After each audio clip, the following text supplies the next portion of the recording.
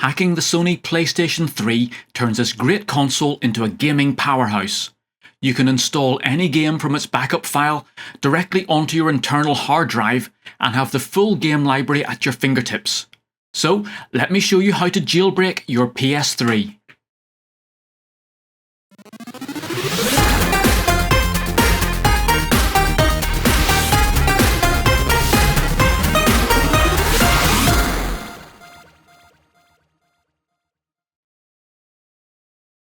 Hi and welcome to Bytes and Bits.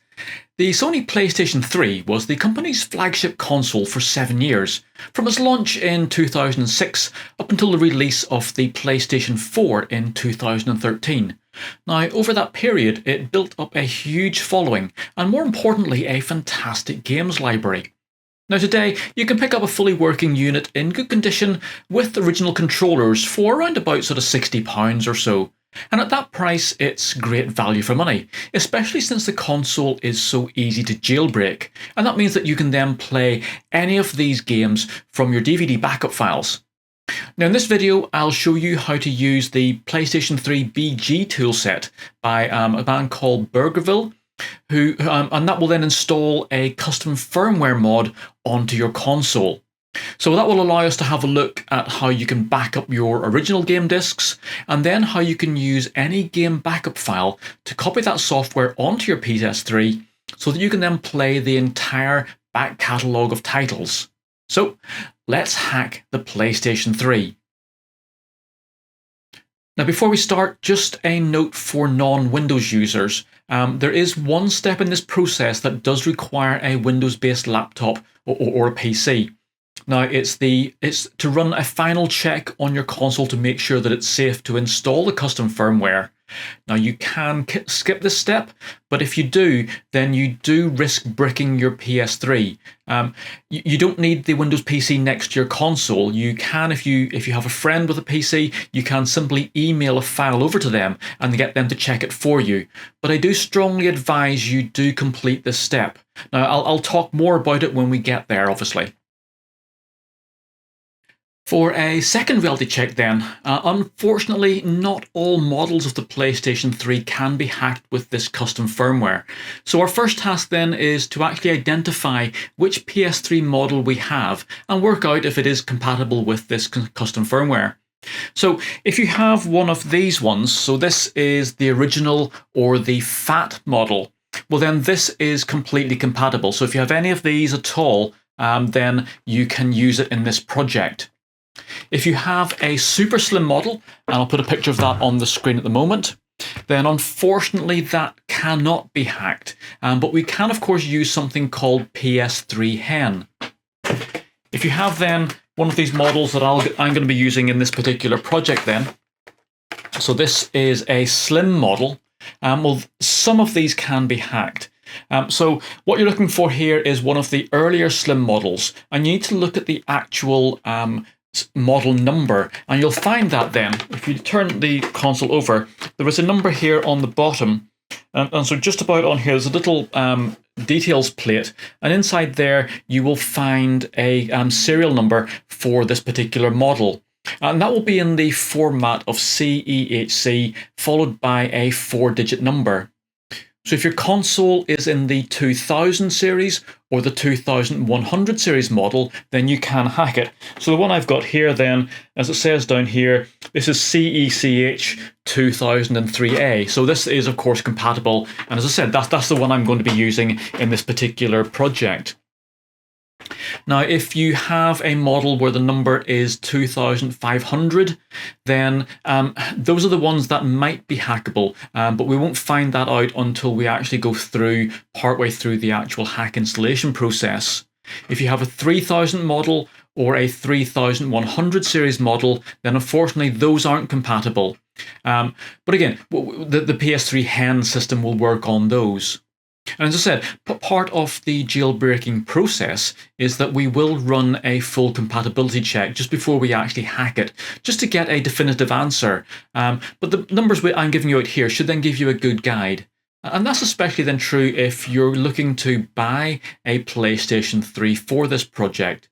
So simply then, just make sure that you either get a FAT model or a slim model with a 2000 series or a 2100 series model number. Now, most listings on places like eBay and so on, they'll show you which model it actually is, or if they don't, then just do make sure that you ask the seller to check that for you. Now, as I said, if you have got an incompatible model, then don't worry. You can still hack it and use homebrew using something called PS3HEN, and this is a homebrew enabler. And I've got a video which shows you exactly how to go through that process. So PS3HEN, it doesn't allow you to do absolutely everything that a full custom firmware hack will do, but it does allow you to play all of the games, run them all from backup files, and then most of the popular homebrew apps such as emulators and so on. So do make sure that you check out that video so that you can get the most from your PlayStation 3. Now, there are a few different ways of installing custom firmware onto your PS3, but the easiest then is to use Bergeville's PS3 toolset. Now, this is a set of software tools that make use of a vulnerability in the PlayStation 3's browser. So to use the toolset, we simply need to visit the ps3toolset.com website. Now, before we can think about hacking the machine, I'd advise you to think about your internal hard drive. Now, most people use this hack to play games from backup files. To be honest, that's why we're doing it. And you're probably going to be ending up playing PS3 games, but also then PS2, PS1, PSP, and also then a whole range of other retro consoles. We really can turn this PlayStation 3 into a real retro gaming machine.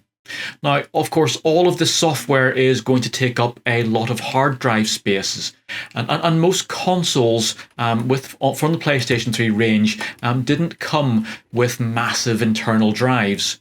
Now, you can use external USB drives, but I actually find that upgrading the internal one to around about 1 terabyte or so just means that I can stick everything on there with plenty of space to spare. Now, these drives, if you buy them second hand, will come in at around £25 for a used 1 terabyte laptop drive, and it does make great sense to do that. Now, if you do want to upgrade your hard drive, please do check out my PlayStation 3 upgrade video, but please do this before you go through the hack process, as it just makes the whole disk swap process just so much easier.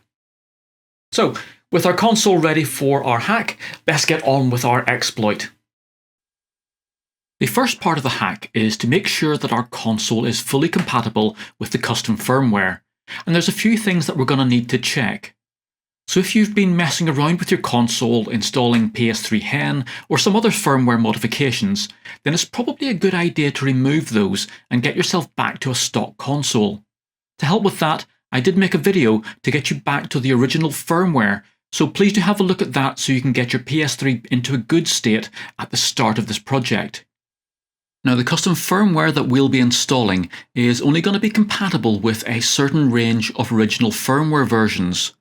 So if you head over to the ps3exploit.me website, and that's ps3exploit, not with an E in it, you'll see what this range currently is.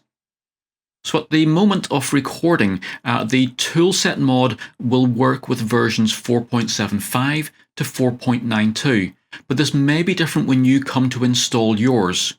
Now, Sony do still release new original firmware versions which need this custom firmware code to be updated. The process will be identical, so all you need to do is follow the instructions in this video, but of course using the latest custom firmware file downloads.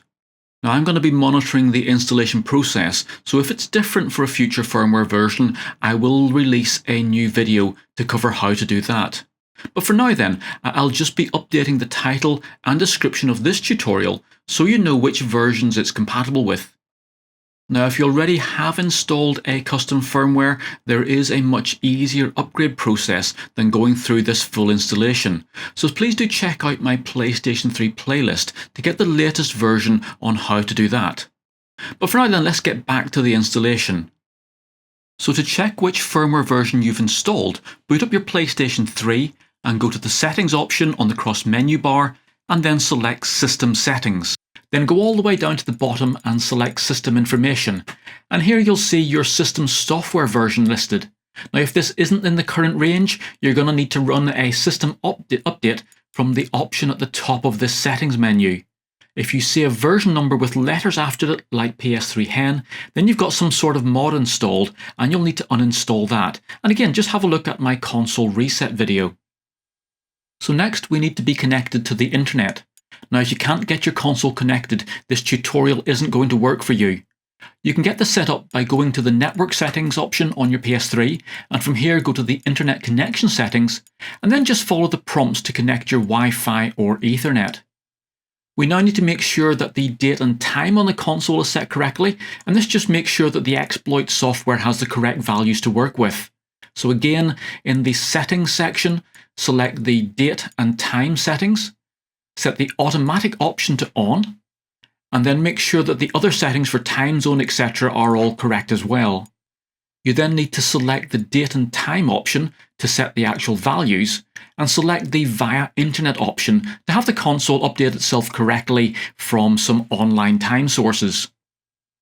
Now, our next step then is to create a temporary user for our exploit. So this just makes sure that the user account is at the default settings so that the exploit code can run in the built-in browser. Now, it's probably not an essential task, but it just removes any settings issues that there may be with your existing users. So on the XMB, go to the far left for the user section and create a new user. And just choose any name you want, because we're going to be deleting this user at the end of this process. So once you've done that, just log in as this user. So we can now start to load the exploit code. So on your cross menu bar, go to the network section, and we need to start up the browser app. Now we're going to need to clean this out, so this is going to run the toolset code correctly. So when your browser's open, just simply click the triangle button to open up the settings menu. Then use the D-pad to move up to the tool section and select JavaScript, and make sure that that's turned on by clicking the right D-pad button and then selecting on. Now once we select each of these settings, we're going to drop back into the browser, so just press the triangle button again to get back to settings. We need to go up to the tool section and set confirm browser close to off. So now we need to go back again into tool settings, and this time select the homepage option with the X button. Now we want to select use blank page for this, and then make sure that the restore window at startup is unchecked, and then select OK to save those settings. So last bits we need to do then, back into our tool settings, and you'll see that there are 4 delete options at the bottom of the list for clearing cookies, search history, cache, and authentication. So you simply need to select each one of these in turn and then just clear it. So once all that's complete, just simply exit out of the browser with the circle button, and that should give us a completely clean browser. So just open the browser back up again and press the start button to bring up the address bar. And now we need to type in the following address. So we want to go to ps3toolset.com. And once you've got that typed in, just click on the start button or the enter button on the virtual keyboard here. Now this should then take you to the BGToolset website. Now if you get a warning about letting a script run, then just make sure that you allow that, as that is the actual software that we want to install. So you should now see some messages appearing as the toolset exploit is downloaded and run. And if you get any errors during this process, just back out of the browser, restart the console, and restart the browser cleaning step. Now if all's gone well, you should get a confirmation message, and a donation pop-up will probably appear. Now, the toolset developer, as well as the PS3 exploit team who create and manage this firmware code, they provide all of this free of charge. But as you can imagine, they do put in an enormous amount of work to create these tools. So if you find any of this useful, then please do consider making a donation to help cover the cost of servers and stuff like that, and maybe treat the team members to a cup of coffee or something stronger. Now, with the code up and running, we're ready to start using the toolset. So since we're going to be coming back to this page, let's bookmark it so we don't have to keep typing in that address. So just hit your select button and then select add bookmark. Now if we ever want to get back here, you can just simply press the select button again and then just select the bookmark that you want to use. So back on the toolset page, we want to select the System Manager tab, and it will probably start scanning your console and report back to you with some important information. Now, the most important bit at the moment then is a green tick at the top of the window, and this means that your console is fully compatible and ready to start the hack. If you don't get a green tick, then you're probably going to have to resort to the PS3HEN hack from my other video, as it's saying that your PS3 console isn't compatible with the custom firmware. So if everything's okay and you've got a green tick, we can just close down the browser, and we're going to now prepare all the parts that we need to install the custom firmware. So to install the custom firmware, we're going to need to prepare some files on our PC and then port them over to the PlayStation 3 on a USB thumb drive. So you're going to need a USB drive, and that has to be formatted in the FAT32 file system. Now, if you're not sure how to do this, then please have a look at my FAT32 formatting video. Now, the drive that we use doesn't need to be massive, as it's only going to be used to copy over a few gigabytes of file, but it must be FAT32 formatted. Now, if once you've created your drive, you want to just make sure that everything is okay, just plug it into the USB port at the front of your PlayStation, and then just go on to your XMB. And if you have a look in the music or the video section, you should find the USB drive popping up in there. And that just means that the PlayStation is able to read that drive. Now, the first download that we need is the actual custom firmware package that we're going to install onto our console. Now, the best option for this is the custom firmware from EvilNat. Now, this code is kept up to date with the latest official releases, and the programmer does put a lot of effort into making this a great package to install, and that's why we're choosing this one. So to get the latest release, go through the PSX Place website. So if you head across to this web address here, and again I'll put this link down in the description. So from this page, you should then find a link to the latest EvilNat released page as a pinned post at the top of the post list. Now on this page then, you're going to find out all about the latest version. So if you read through these notes, you'll see that this code is continually being improved, and it offers some fantastic features as a custom firmware option. So as you come down this release post, you'll eventually come to the download links. Now, there are a range of versions of the custom firmware depending on what you want to do with your console. So if you click the download link, it's going to take you off to a file hosting website where you can go and see what's available. Now, at the time of making this video, there are a range of beta versions to choose from, and the latest one, of course, will be the best as it will be the most up to date, but it will depend on what variations have been completed.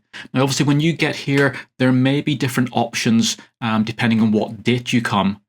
But really what we're going to be looking for here, there are three main versions of the firmware, and these are labeled CEX, PEX, and DEX. So CEX is the full retail version of the firmware. So this basically mimics a standard console, which will let you run all the homebrew code that you want, but it does limit the system then to standard operating calls. It doesn't expand upon what you can do with your retail console.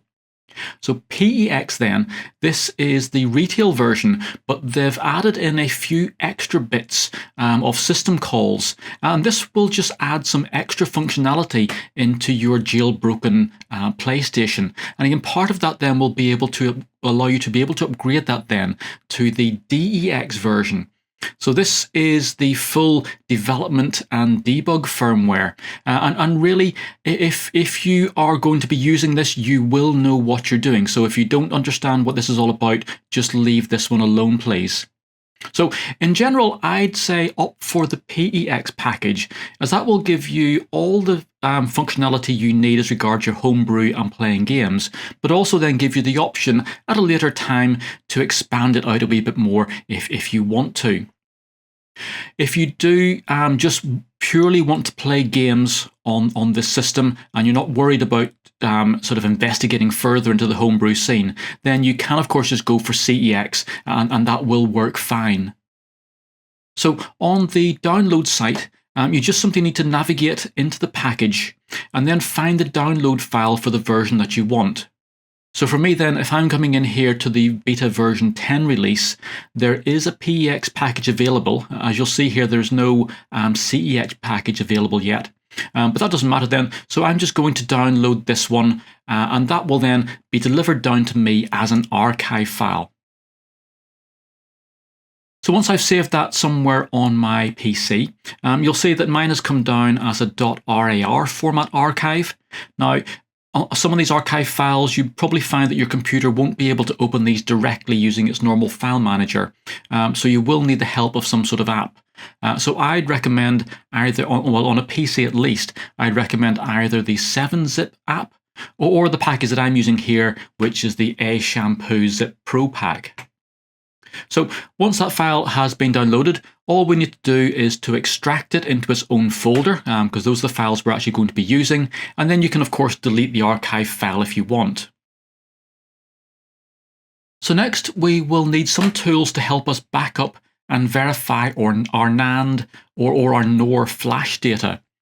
So this will help us save our console if we manage to brick it at some later date. Now, the software we're using here is the Pi PS3 Checker app, and we'll get that from the Pi PS3 Tools package. And you can download this from its GitHub repository at this web address here. So on the main page, just simply click the link for the Pi PS3 Checker standalone zip archive file, and then click its download link to save that then down to your computer. So again, we're going to need to extract this file into its own folder, and once we've done that, we can of course then delete the archive file.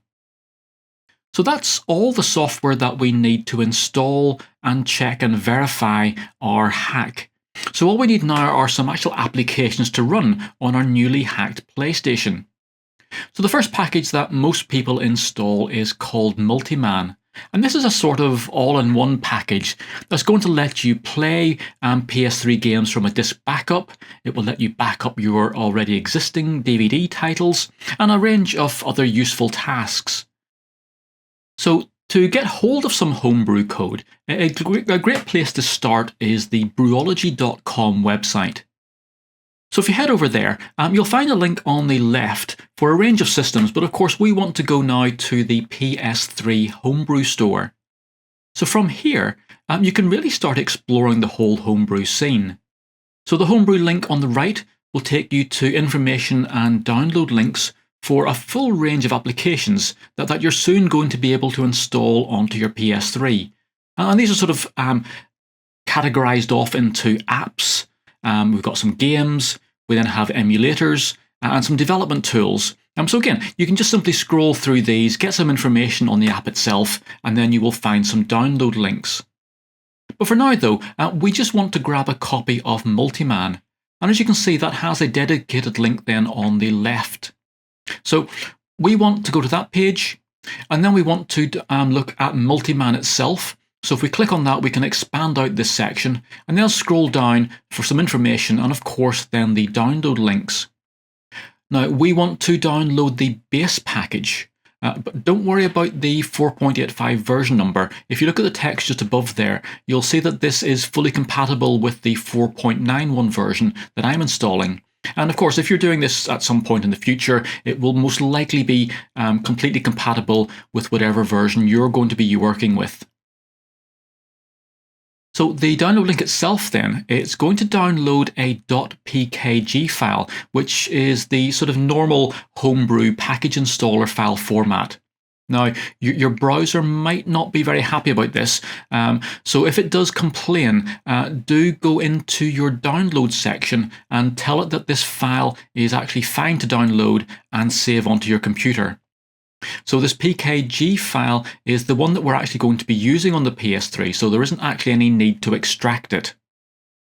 So that's all of our software downloaded now, so let's build up our USB drive and get that ready for our actual installation.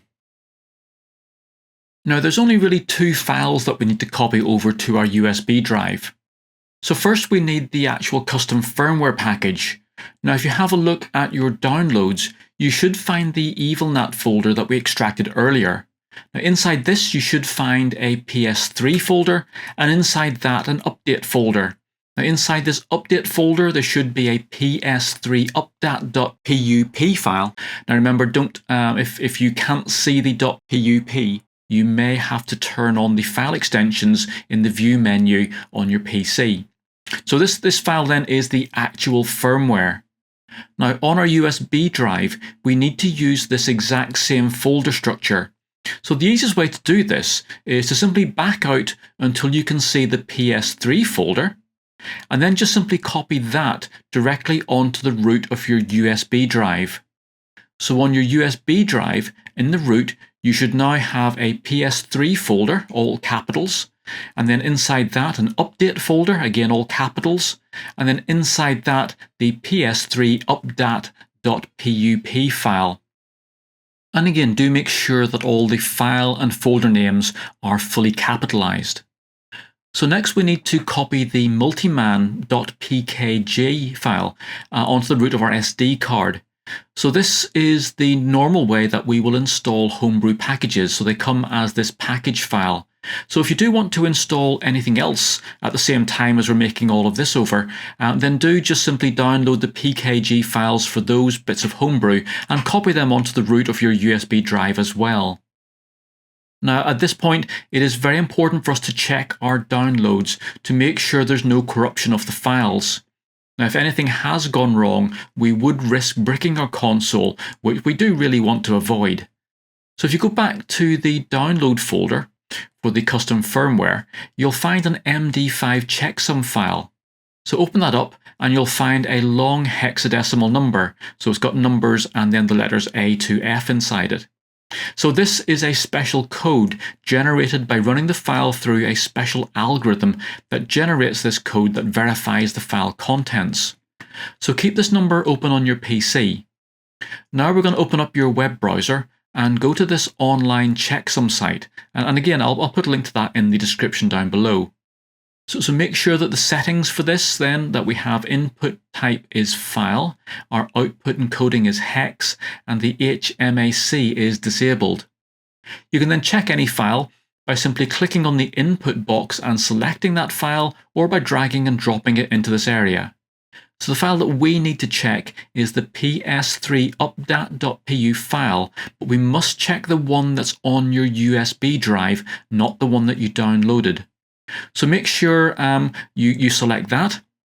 Then as you do so, it will generate an MD5 value for you. And then you simply need to manually check that with the one that was in the MD5 text file that we downloaded. So if both of them match, then that means that the file that's on your USB drive is exactly correct and is not corrupt. So we're ready then to install that as firmware. If it doesn't match up, then just simply go back, re-download the PS3 update.pup file from the EvilNat website, and then just check again with the MD5 value just to make sure that that has come down correctly. So we now need to move across to the PlayStation 3 console and unplug your USB drive in and power on the console. So our first task then is to download a copy of our current flash contents, and this is both to make sure that we have a safe backup in case we brick our PlayStation at some future time, but also then we're going to run a check on that just to make sure that it's not got any errors that would mess up our firmware installation. So again, make sure your USB drive is plugged in and start up your console browser. So again, we need to go to that PS3toolset.com website, but if you bookmarked it from the last time we were here, then that should be in your bookmark section, so just use that. Now as usual, we have to let the site load up, and if you get any script pop-ups, just allow those to run. So once you're into the main toolset interface, go back up to the top menu and select the System Manager button. Now this will of course again scan our console and report back with a range of information. Now, if you move your cursor then, there is an option on here for flash memory. So if you select that with your mouse and then click X, then you should get a single menu option appear that will allow you to back up your NAND or NOR flash. So select that. So it will now ask you where you want to save this backup, so select your USB drive. And then it will start to back that up. So this process can take a while to complete, so just let it run through. So once that's finished then, we need to take our USB drive back out of our PlayStation and plug it back into our PC. So on your PC then, open up the USB drive and you should see a dump.bin file. Now this is your flash backup, and it's important then that we make a copy of this somewhere safe. So this backup is going to let you recover your console if you mess that console up and brick it at some later date. Now, these backup files are specific to each console, so you must have this particular backup file if you want to rebuild this particular console you're working on. You can't just have one backup file and expect to rebuild any console that you have. So with that backup file safely stored away, then we now need to run a final system check using this file as well. So earlier we downloaded the Pi PS3 System Checker app, and we extracted that into its own folder in our downloads area. So again, if we open up this folder, we then can make a copy of our dump.bin file in this Pi PS3 System Checker folder. So once that's copied over, you should now have your dump.bin file sitting inside our System Checker folder. Now, to check the flash code, you simply need to drag and drop the dump.bin file on top of this file here, which again, it specifically says drag and drop your flash file here. So this is a batch file, and once we drop our dump.bin file on top of it, it will run the batch file using our dropped file as the input. So you'll get a terminal window will pop up, and that should show you some results. And one of the things we're looking here are the number of dangers and the number of warnings. So if you have any dangers, then there's something wrong with the flash on your console, and that means that it will not be able to install the custom firmware. So if you were to go through, there would be a serious risk of you bricking your console. So you either need to investigate and fix these dangers, or just simply go off and install the PS3HEN hack instead. Now, if you get any warnings, then those are things that you do need to sort out before you continue. You can scroll up in the command prompt window here, and you'll see what those errors and warnings are. And you can also then save this log file to keep a record of what's just happened and then go off and fix those at your leisure. Now, I'm not going to cover how you go through and fix these warnings in this video, so please do have a look at some online help for that. But one thing that might help though is that if you do have warnings, doing a complete factory reset can sometimes wipe things and bring them back down to basics. You're going to be reinstalling and reinitializing the firmware on there.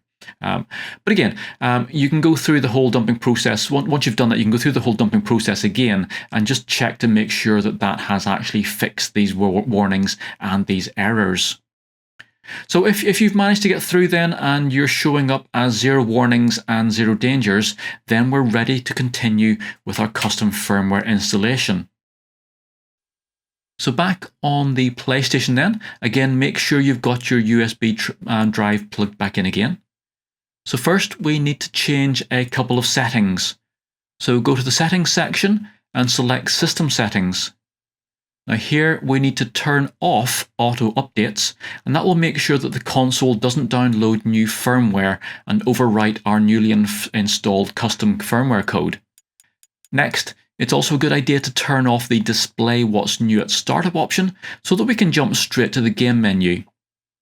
So next, you need to open up your browser and go back to that PS3toolset.com website.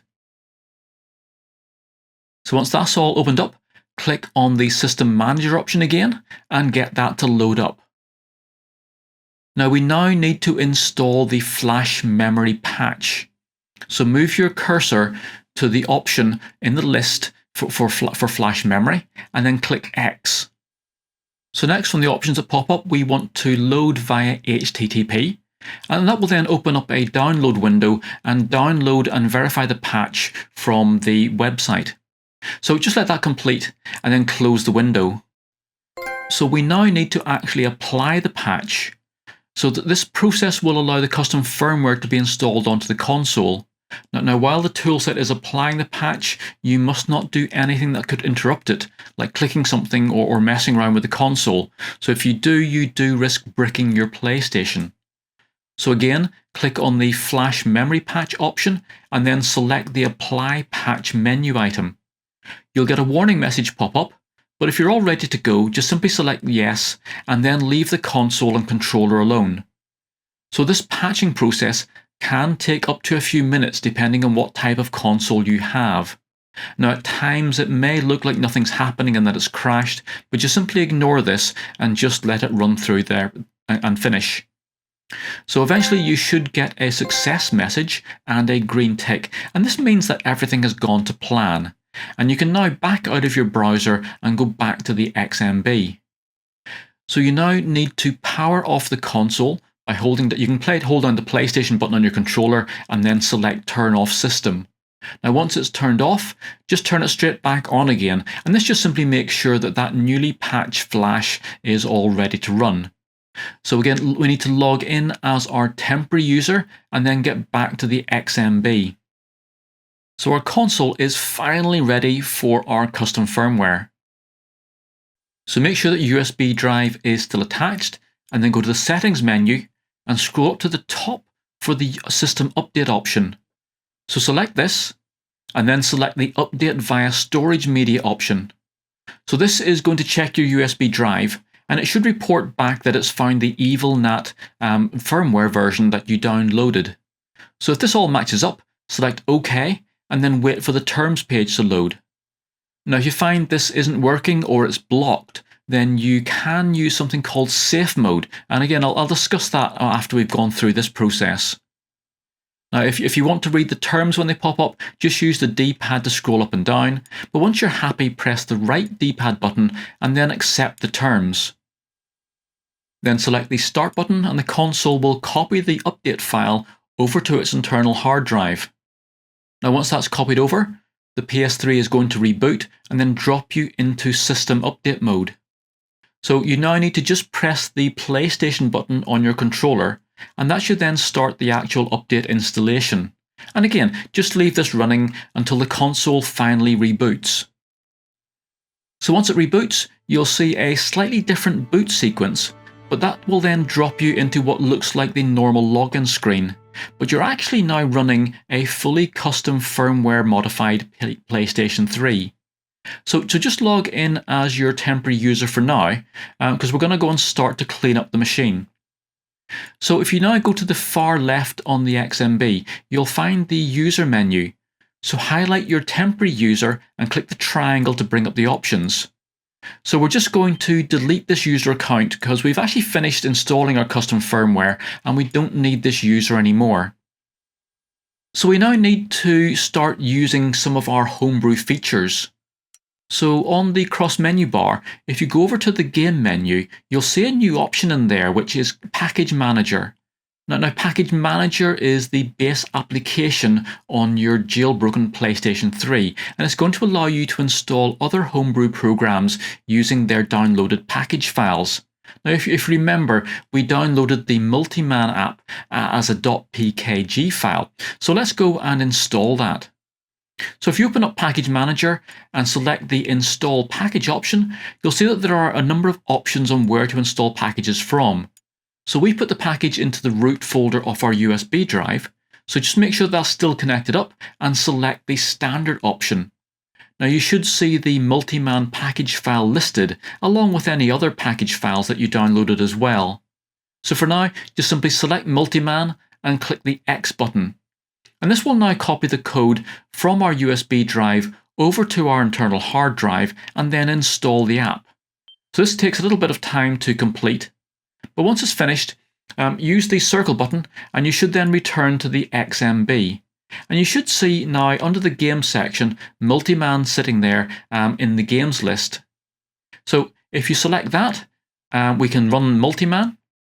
So on its first run, it will need to go through a few setup procedures.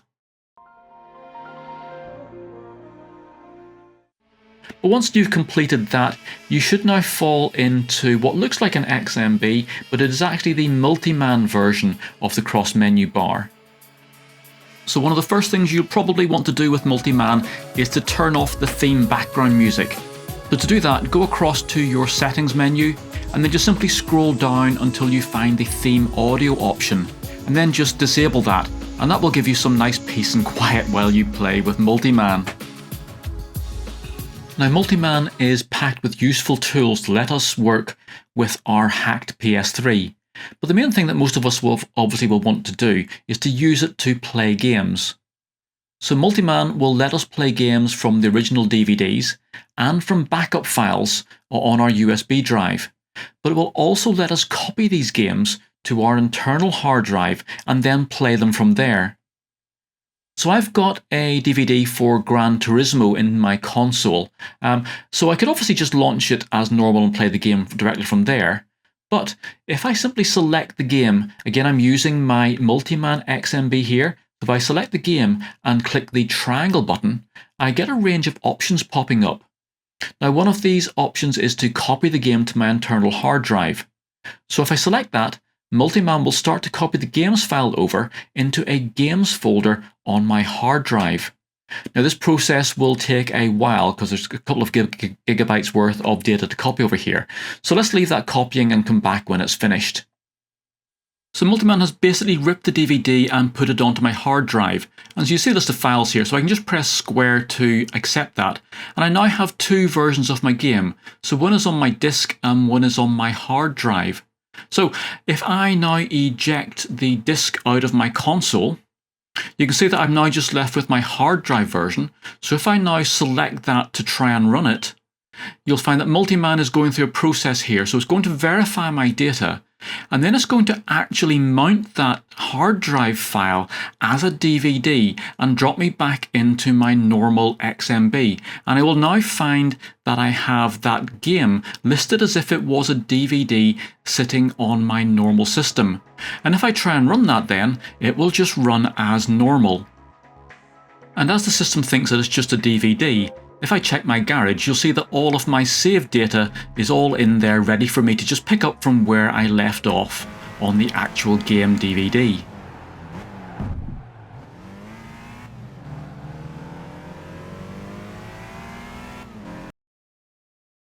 So that's how you can generate your own backup files from your own game disks. Now naturally, there are other ways of getting hold of these backup files.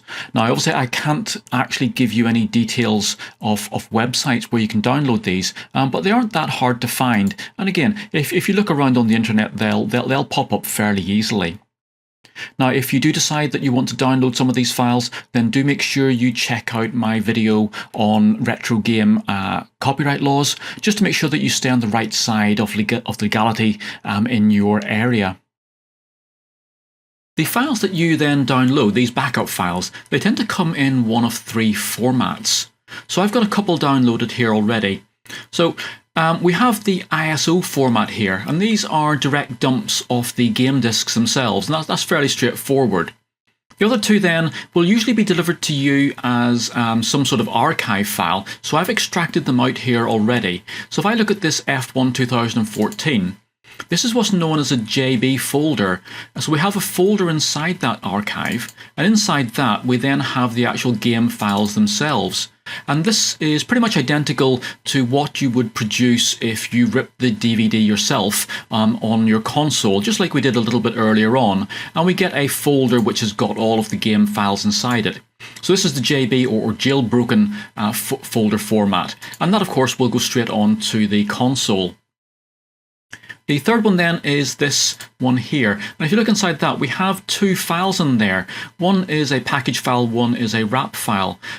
So these are slightly different, and because these are generally downloaded or files that have been downloaded through the PlayStation Network, they do need some sort of licensing information, and we do need to set that up correctly. Now I'm not going to cover that in this particular video. These are just really trying to get you up and running with your newly jailbroken console. But I will be producing a much more in-depth video on how to deal with backup files and get games and everything running on your PlayStation properly. So do look out for that. So let's go back up for these first two then. So we have our JB folder. Let's cope with that one first. So we need to transfer these across using a USB drive onto our console. Now I find that using an SSD drive with a SATA to USB 3 cable gives me my best performance. If you try and use some of the USB thumb drives, because we're transferring something like, some of the games can be sort of 20 gigabytes or more, it does take a long time to transfer those files across onto a standard USB drive. So if we can just speed that process up, it just makes it that bit smoother. So on the root of my drive here, so again, I do use this drive for a lot of my transfer, for my file transfers. So these are all Xbox games and software sitting on here. But if I want to do some JB folder games, I first of all need to make a new folder in the root of my USB drive. And that needs to be called Games in all capital letters. And that's where I'm going to transfer my folder. So if I come back out here, I have my extracted JB folder. That is the actual JB folder itself then, the one which has got the games and everything inside, the game files inside it. And that's what I need to transfer into this games folder. So on our USB drive then, we do have our games folder with our JB folder sitting inside that for our game. So for our ISO file then, we need to do it a slightly different way. So again, on the root of our USB drive, I'm going to create a new folder again. And I'm going to call this one PS3 ISO, again, all capitals. So that's the special folder name for putting our ISO files into. So we come back onto our game downloads. I've got my ISO file there, and I'm simply going to copy that then into this PS3 ISO folder. And there we have it then, sitting inside our folder. So once we've got that ready, it's time to jump on to our console. So on our console, if I plug in my USB drive, hopefully our games should pop up in our game menu. And obviously I'm in multi-man at the moment. So there we have our F1 game there, and there's our cars. And again, you can see that that is being labelled as on my USB drive as an ISO file, and then this one here just on my USB drive. And again, now that we have those available to multi-man, we can just simply select it with our triangle option. We can either, of course, play it directly from that location, or I can then copy it across to my hard drive, where it will then sort out filing it and putting it correctly on my hard drive. So let's put that cars game across first.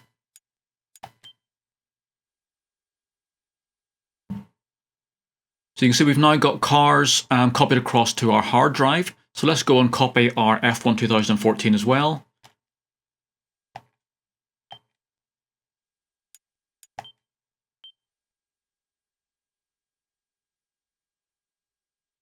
So there we have all our files copied across. And again, we now have our double F1 2014 listing. So if I pull out my USB drive now,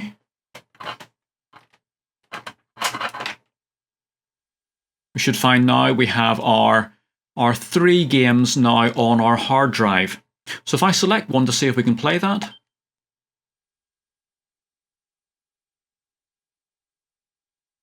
So again, Multiman is installing that as a virtual DVD drive, and there we have our game there.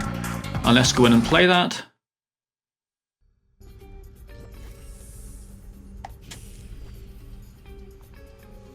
And there we have our game all up and running, and of course that's now from an ISO file downloaded as a backup and now installed directly onto our hard drive.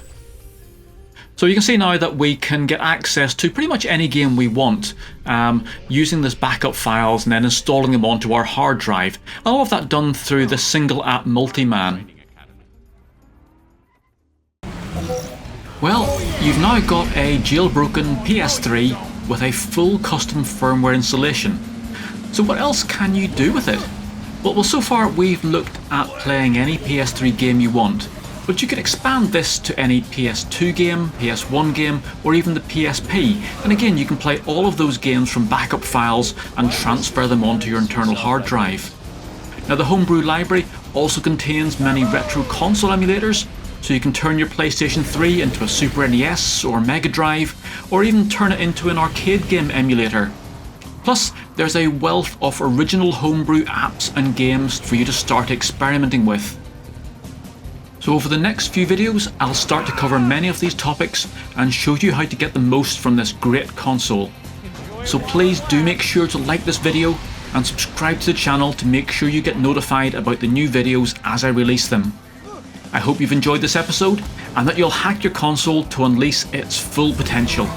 So, I look forward to seeing you again very soon, and bye for now. For more games programming, electronics projects and retro gaming, please make sure you like this video, subscribe to my YouTube channel and visit my website.